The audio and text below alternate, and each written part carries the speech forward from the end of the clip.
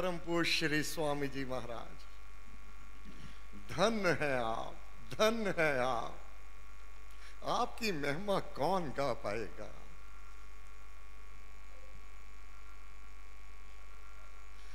आप युगों युगों में एक ही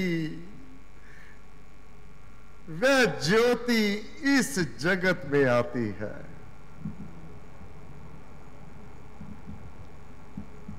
अनगिनत लोगों को उस परमेश्वर के साथ जोड़कर अपने धाम को चला जाते हैं।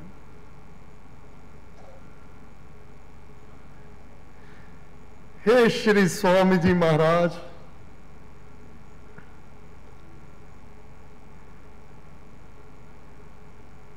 मैं आज आपके श्री चरणों में बैठकर सर्वप्रथम मैं अपने पूज्य पिता संत नरकेवल बेदी जी महाराज को नमन करता हूं। स्वामी जी महाराज, आपके लिए प्रीति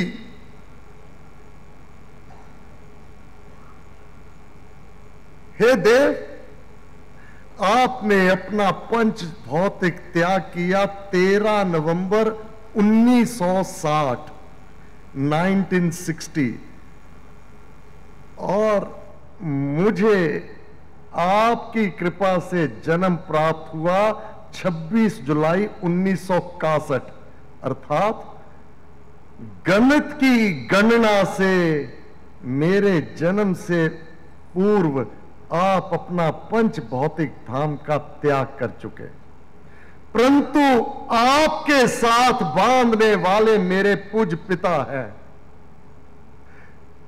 पूज्य पिताजी ने मेरे को एक बात समझा दी थी, ये जन्म और मृत्यु विधि का विधान है, विधाता के उस नीति की वह नियम है। स्वामी जी महाराज से उनके साथ हम पिछले जन्मों से चले हुए हैं। आपके ग्रंथों का जो प्रीति, जो अध्ययन करने का आशीर्वाद मुझे पूज्य पिता संत श्री नरकेवल बेदी जी महाराज द्वारा प्राप्त हुआ, आज इस पर्व पर मैं अपने पूज्य पिता संत श्री नरकेवल बेदी जी महाराज को कोटि कोटि नमन करता हूं कि राम नाम की ओर लगन, प्रीति, सदग्रंथ श्री स्वामी जी महाराज आपके ये मार्गदर्शक मेरे पूज्य पिता ने किया। आपको वचन दिया 1952 में, लिखकर आपने वचन लिया कि मैं जीवन भर राम नाम को स्वयं जपूंगा, लोगों को प्रेरणा दूंगा और सदग्रंथों को मैं स्वयं समझूंगा और इसका प्रचार करूंगा।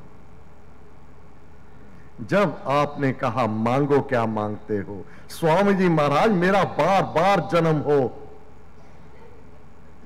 मैं आपके ग्रंथों का प्रचार करूं। वाह प्यारे, हे परम पूज्य श्री स्वामी जी महाराज, आप ही के स्वरूप हे परम पूज्य श्री प्रेम जी महाराज, आज इस व्यास देव भगवान वेद व्यास जी के पुण्य पर्व पर हम आपको नमन करते हैं और भगवान वेद व्यास जी को नमन करते हैं और आपको करोड़ों बार धन्यवाद करते हैं जो हमें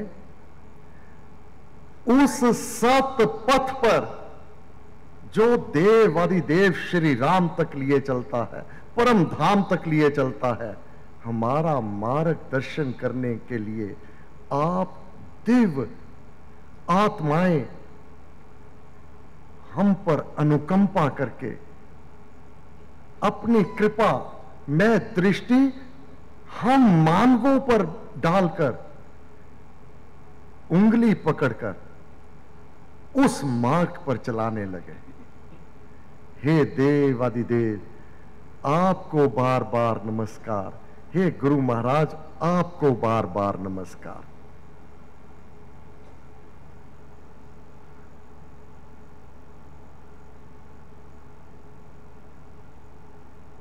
परम पूज्य स्वामी जी महाराज किस हस्तियों के स्वामी हैं? निस्संदेह उस विधाता के विधान का पालन करते हुए 13 नवंबर 1960 को अपना पंच भौतिक धाम का तो त्याग किया, परंतु अपने कार्य को आज तक, इस घड़ी तक आप संभाले हुए हैं। किस हस्तियों के स्वामी? प्रत्यक्ष रूप से श्री राम नाम के विस्तार के लिए आज तक लगे हुए हैं। जिस प्रकार एक इंजीनियर को टूल चाहिए कार्य सिद्धि के लिए, जो ये मानव रूपी टूल गुरु महाराज को प्राप्त होते हैं, कौन से? अपने पंच भौतिक धाम में रहते हुए जिन जिन में ये ज्योति प्रज्वलित की राम नाम के विस्तार के लिए, वास्तव में वह सब बीज थे। एक बीज से अनेक बीज हुए, एक ज्योति से अनेक ज्योति हुई। अपने पंच भौतिक धाम में रहते हुए, और अब वह ब्रह्मांड, वह वृक्ष कितना विस्तृत हो गया।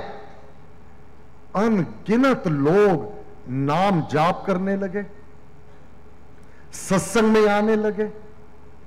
सेवा पर हित परोपकार, जिसका वर्णन परम पुरुष श्री स्वामी जी महाराज ने अपने सदग्रंथ भक्ति प्रकाश में कहा। इन्हीं की तो शक्तियां हैं जो जन जन के हृदय में वह बीज बो दिया गया। सेवा के लिए, परहित परोपकार के लिए, नाम जाप के लिए, उस भगवत प्रेम के लिए। बहुत ही सरल मार्ग गुरु महाराज का। अपने कर्तव्य कर्म करते हुए, अपने काम काज करते हुए, नित्य प्रतिदिन प्रातः काल, सायंकाल, विशेष रूप से कुछ समय, जितना समय आपको अनुकूल है, उस परमेश्वर की शरण लेना, उसको नमन करना और नाम का जाप करना। इसके अतिरिक्त दिन भर कई बार ये मनोभाव जागृत रहे कि मैं अकेला नहीं हूं, मेरा राम मेरे साथ है, मेरा इष्ट मेरे साथ है, मेरे गुरुदेव मेरे साथ है। गुरु महाराज ने कहा, ये राम नाम मेरा आजमाया हुआ है। भावना के साथ थोड़ा भी आराधन, अब शब्द हैं गुरु महाराज के, आपकी भावना बहुत ऊंची होनी चाहिए। ये नहीं 2, 4, 6 घंटे बैठना है आराधन के लिए। भावना के साथ थोड़ा भी आराधन कल्याण कर देता है। एक घड़ी, आधी घड़ी, आधी से पुने आध, कुछ मिनट ही क्यों ना हो, लेकिन भावना मेरे सम्मुख मेरा इष्ट विराजमान है, मेरे राम मेरे सामने है, मेरा गुरुदेव मेरे सामने है। साधक को सर्वप्रथम पक्का विश्वास हो कि राम नाम मुझे, वह देव मेरा इष्ट, वह परमात्मा बाहर ढूंढने की आवश्यकता नहीं है, वह मेरे भीतर है। मेरी आत्मा जिसके बल पर मैं जीवित हूं, ये सांस आ जा रहे हैं, वह आत्मा मेरे भीतर है, वह परमात्मा मेरे भीतर है। वह आत्मा और परमात्मा का भी बाहर नहीं, कहीं मेरे इसी देह में, इसी मानव तन में ही उनका मिलन होना है।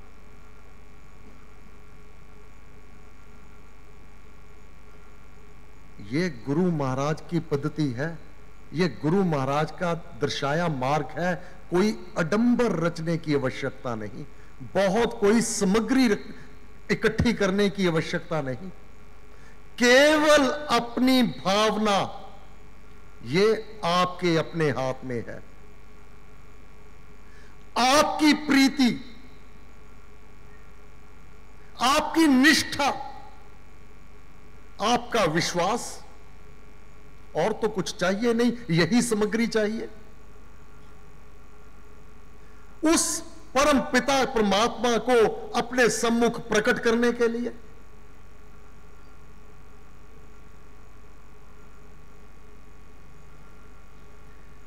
हे मानव, तू अपने काम काज जितने मर्जी कर, दिन रात कर, कोई नहीं रोकता, परंतु तेरा जो असली कार्य है, जो इस मानव देह की आत्मा का उद्धार करने के लिए ये मानव तन जो प्राप्त हुआ है, केवल प्राप्ति इसी देह में मानव जन्म में ही संभव है। सब बातें तुझे याद है, धन दौलत कमाना, सगे संबंधियों के साथ मेल मिलाप रखना, दोस्तों मित्रों का ध्यान रखना, कोई बुराई नहीं, कोई मना नहीं करता, दिन रात करो। परंतु अगर लक्ष्य को भूल गए तो जन्म हार गए। अमृतवाणी श्लोक 14। जपना राम राम है सुकृत। हे मानव, इस चोले को प्राप्त करके तेरा सबसे बड़ा सुंदर काम कृत राम नाम है, नाशक दुष्कृत, जो जन्म जन्मांतर से तेरे से जाने अनजाने में बुरे कर्म हो चुके हैं। संग सखा सब तज गयो, को न निभ्यो साथ, जिनके लिए दिन रात पिट पिट कर मर रहे हो। मेरा संगी, मेरा साथी, मेरा दोस्त, मेरा मित्र। गीता का सिद्धांत सदैव याद रखना, जो कर्तव्य कर्म है माता पिता का, पुत्र पुत्रियों का, भाई बंधुओं का, भाई बहनों का, इनका सुचारू रूप से पालन करना और पूरी सच्चाई के साथ करना। बढ़ती आयु में पति पत्नी के रूप में और पुत्र पुत्रियां जो प्राप्त हुई हैं, इनके लिए अपना कर्तव्य कर्म ये भगवान की पूजा होगा।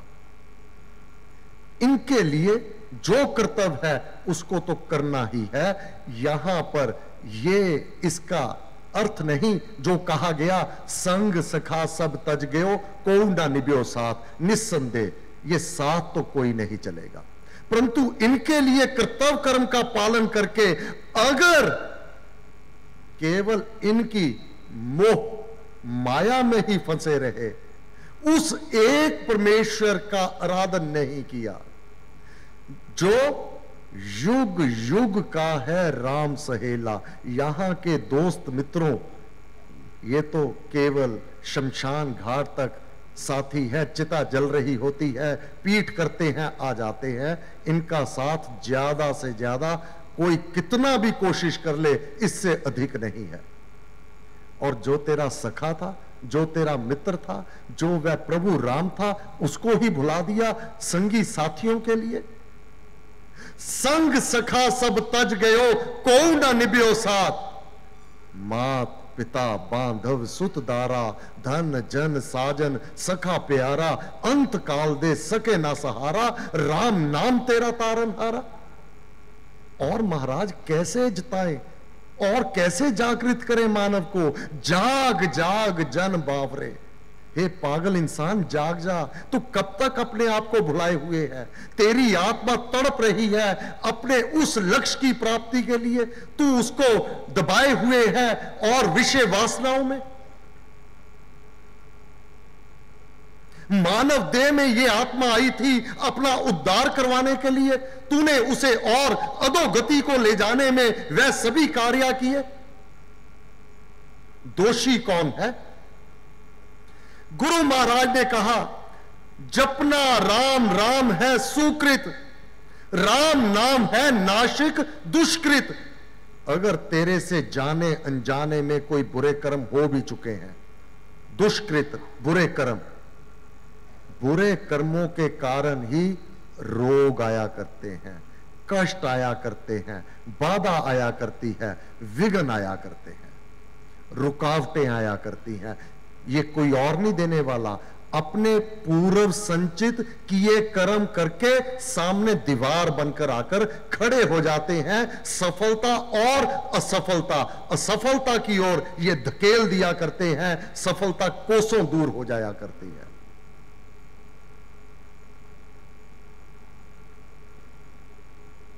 सिमरे राम राम ही जो जन, उसका हो शुचि तर तन मन। जिसमें राम नाम शुभ जागे, उसके पाप ताप सब भागे। जिसमें बस जाए राम सुनाम, होवे वह जन पूरन काम।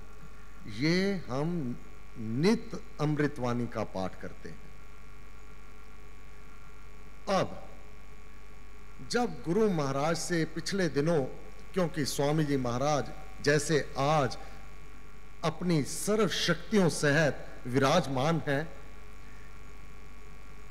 तो ये स्वअवसर किसी के लिए, प्रार्थना के लिए, मंगलवार के लिए महाराज से प्रार्थना कर दी कि इसका दुख दर्द ये दूर हो जाए, इसके जीवन की बाधा विघ्न ये दूर हो जाए, आप कृपा करें। अब गुरु महाराज ने प्रश्न कर दिया, एक से नहीं, जितने व्यास पूजा पर एकत्रित होंगे उन सब से यह प्रश्न कर देना। मैंने मार्ग दिखा दिया, मैं तो सूखी रोटी खाने वाला फकीर, मेरे पास क्या है? मेरे से प्रार्थना करने से क्या होगा? देने वाला तो श्री राम है। और मैंने अमृतवाणी में राम नाम की महिमा गा दी और आखिर में एक श्लोक का उच्चारण कर दिया। अब जो भी प्रार्थना करते हैं, जो जाप करते हैं, जिनकी कोई भी विपदा है, कोई कष्ट है, कोई तकलीफ है, कोई रोग है, कोई विघ्न चल रहा है, कोई कारोबार में रुकावट चल रही है, मैंने तो उसका हल दे दिया है, मैंने उसका समाधान बता दिया है।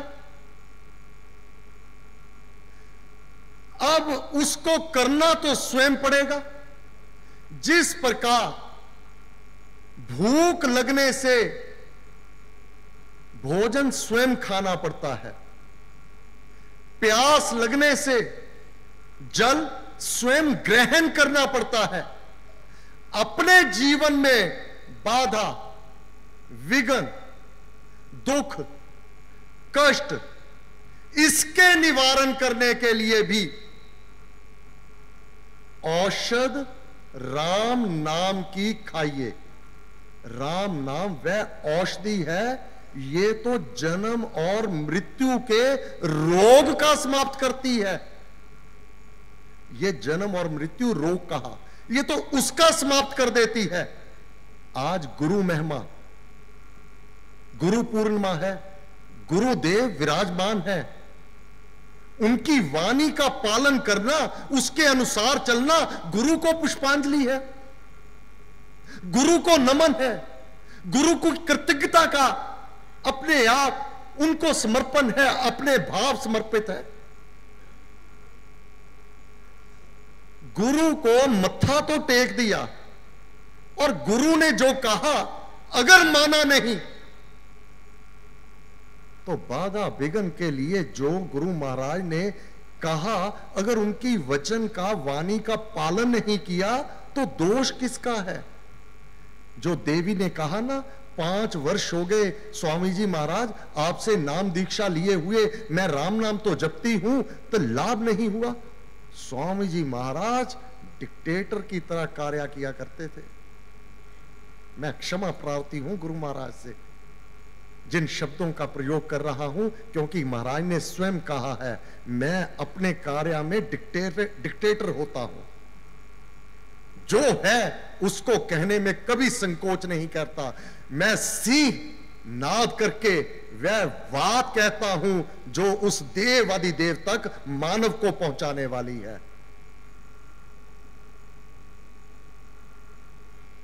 अब गुरु महाराज ने मार्ग दिखा दिया। हम सबसे ये गुरु महाराज का प्रश्न है, इसका उत्तर अगर आपका हां में है तो निस्संदेह आपके जीवन, आपका उस लक्ष्य की प्राप्ति की ओर बिल्कुल सटीक चल रहा है और गुरुदेव का आशीर्वाद भरपूर आपके शीश पर होगा। वह प्रश्न से पहले जो ऐसे साधक गुरु महाराज की वाणी का पालन करते हैं वह सिद्ध आत्माएं हैं, वह पुण्य आत्माएं वह हैं जो ऐसा कोई मानव किसी के शीश पर हाथ रख दे, आशीर्वाद दे दे, वह आशीर्वाद फला करता है। साधु कहे सह स्वभाव, साधु दा कहा वृथा ना जा।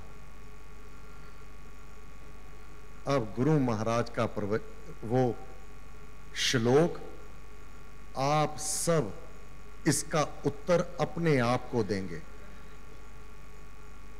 जो अपने जीवन से बाधा विघ्न को दूर करना चाहते हैं, जो जीवन में रुकावटों से पार पाना चाहते हैं, दुख कष्ट से छुटकारा पाना चाहते हैं, इसका उत्तर गुरु महाराज ने अमृतवाणी में वह मार्ग दे दिया। अगर पालन करते हैं तो लाभ अवश्य हो रहा होगा। अगर पालन नहीं करते, याचना ही करते हैं, प्रार्थना ही करते हैं, डॉक्टर के पास भी चले गए, दवाई भी ले ली, खाई नहीं, तो दोष किसका? महाराज का प्रश्न हम सबके लिए। गुरु महाराज ने कहा अमृतवाणी में राम नाम की महिमा गाई गई है। राम नाम मेरे रग रग में बस गया है। अब वो प्रश्न जो महाराज का आना है सामने, अपनी अवस्था बता दी महाराज ने।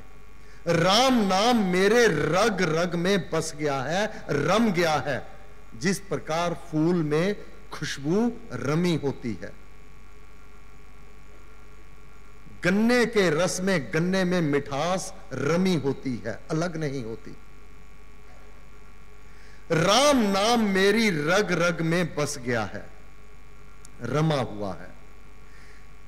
इसके संबंध में जो जो अनुभूतियां हैं, जो जो भाव हैं, उनको मैं लिखता गया अमृतवाणी के रूप में। ये मैंने स्वयं अनुभव किया हुआ है कि राम नाम किन शक्तियों का स्वामी है। नाम की महिमा मेरे अपने अनुभव की है। इसकी प्रत्येक पंक्ति में राम की महिमा बसी हुई है। मुझे इसकी रचना में बड़ा लाभ हुआ। मैं समझता हूं जो भी भक्ति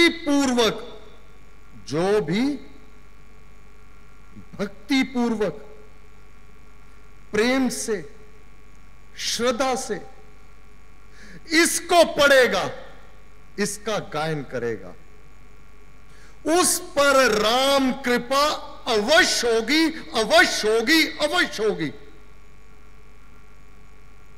मैं स्वयं इसका पाठ नित्य प्रतिदिन बड़ी लगन से करता हूं, बड़ी प्रीति से करता हूं, बड़ी श्रद्धा से करता हूं। ये शक्तियां मुझे राम दरबार से अपने आप प्राप्त होती रही। जो ये मैं राम नाम जपता रहा, ये राम नाम अमृतवाणी का पाठ नित्य प्रतिदिन मैं बड़ी भावना से करता हुआ, ये अपने आप शक्तियां मेरे भीतर आके बसने लगी। मैं तो स्वयं उस परमेश्वर को नमन करता हूं। अब जो भी इसका पाठ कर लेगा श्रद्धा से, प्रीति से, उसके जीवन में दुख, कष्ट, क्लेश कभी रह नहीं पाएंगे। अब गुरु महाराज का वह एक श्लोक हम सबके लिए, अमृतवाणी। आज गुरु महिमा पर ये अगर आज से पालन शुरू कर दिया,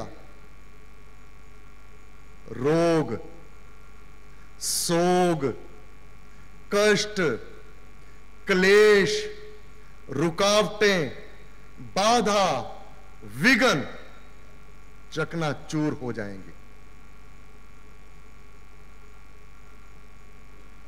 गुरु महाराज का ये प्रश्न कि मैंने आखिर में सभी राम नाम के उपासकों को ये आदेशात्मक प्रेरणा दी थी, शितवाणी का नित गाना।